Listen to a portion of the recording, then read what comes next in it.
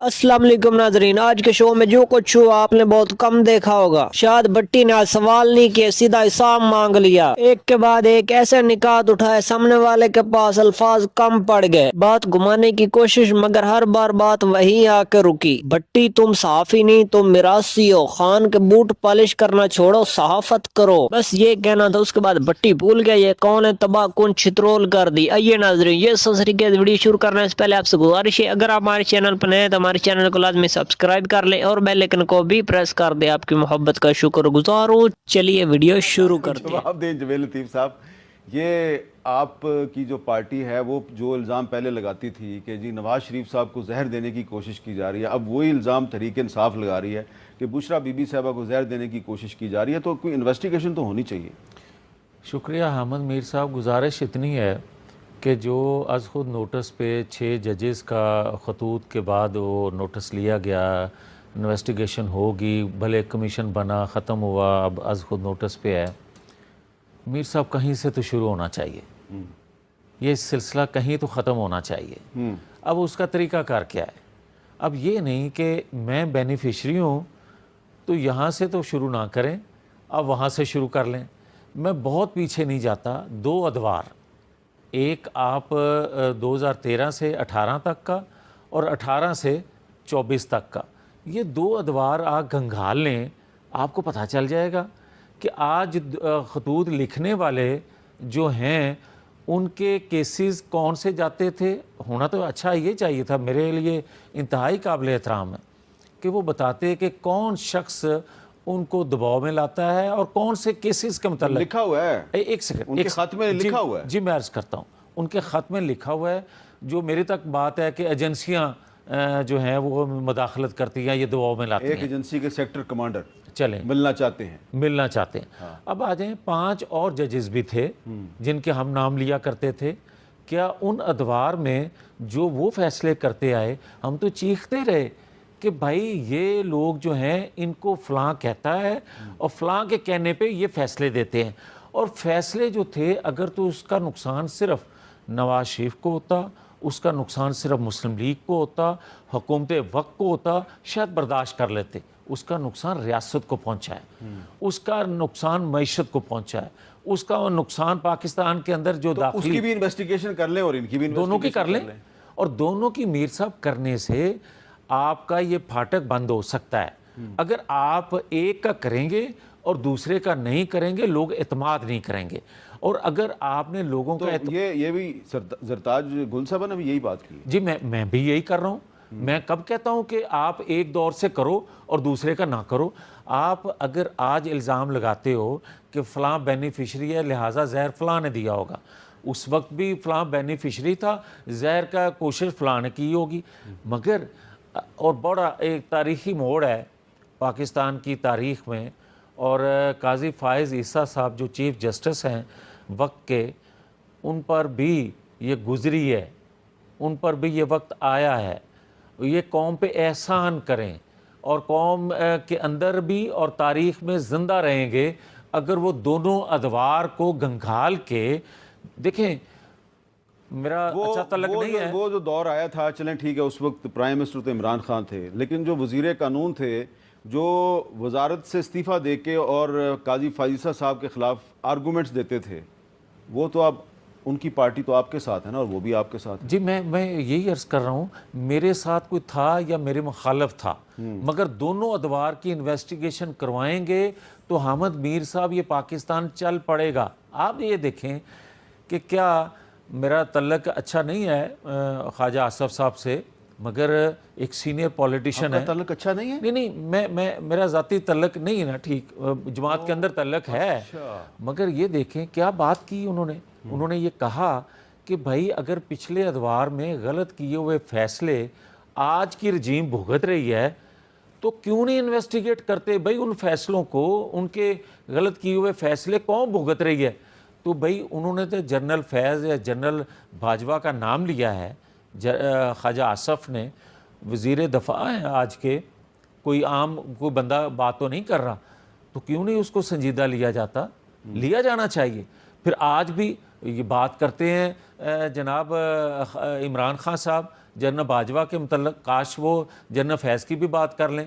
کاش نہیں، آج انہوں نے کہا ہے عمران خان صاحب نے جو گفتگو کی ہے کہ اگر فیض پہ کوئی الزام ہے تو اس کی بھی انویسٹیگیشن ہونی چاہیے. دیکھیں یہ ہے اصل بات. ہاں دیکھیں میں اگر قصوروار ہوں تو یہ جو کمیٹی، جو کمیشن، جو از خود نوٹس، جو 7 ججز لیں گے، اگر آپ دونوں ادوار اور ان 2 شخصیات کو شامل کر لیں تو آپ کو کے سامنے کوئی چیز پوشیدہ رہ نہیں جائے گی، اور قوم کو بھی اعتماد آ جائے گا کہ شاید آج کے بعد کام آگے چلے. مگر ہو یہ نہیں رہا.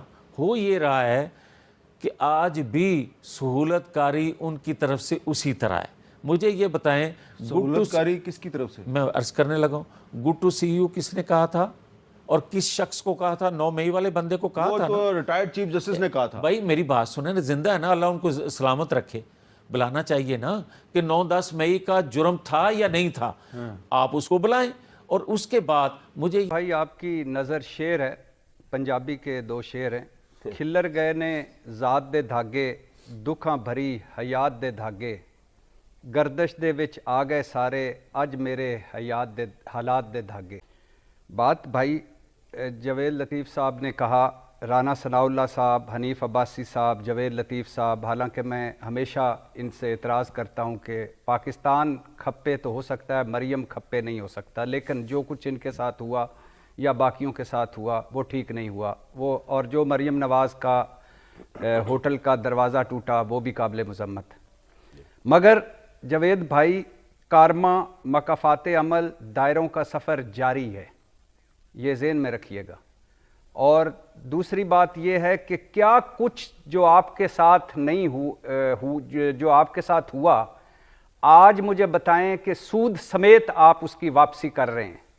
آپ نے ایک بڑا خوبصورت جملہ بولا، نواز شریف صاحب جو بندہ گرا ہوا ہو کرائسس میں اس حوالے سے نہیں بولتے. واقعی یار، آج P T I, Nawaz Sharif صاحب نے ایک مرتبہ کہا تھا مجھے دکھ ہے مریم نواز کا پر مقدمہ ہے. آج کتنی مریم نوازیں ہیں جن پر مقدمے ہیں.